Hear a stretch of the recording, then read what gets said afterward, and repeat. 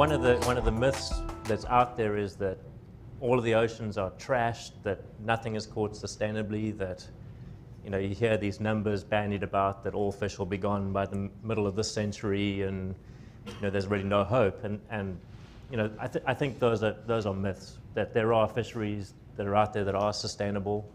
There are places that are being fished in a perfectly sustainable way, and we need to learn lessons from those fisheries and apply those to the fisheries where we're failing. The reason why we're giving more time for these other fisheries is really important to understand.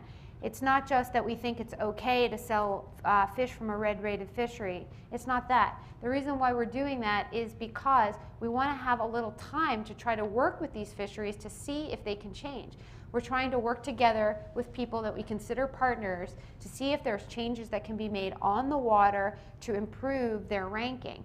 A lot of times it has to do with the fishing gear that's used. And so there are opportunities in a lot of cases to change gear or to switch from one method to another so that you can reduce your impact of fishing. And we feel like in the end of the day, what this is really all about is moving the entire seafood industry towards greater sustainability. So it's not just about what Whole Foods Market is doing, it's about trying to create real change. I'll go out with friends and they will spend more time talking to the waiter about the wine they're going to drink. And it's like, if you had asked that many questions about seafood, we'd be on the right track. And so, caring is the first step, and then knowing, as we've all said on this panel tonight, that there is information available, and information is knowledge, and knowledge is power. You asked a question at the beginning, what is the retailer's responsibility for sustainability? But we all have a responsibility. And so recognizing that is very important, and start the dialogue.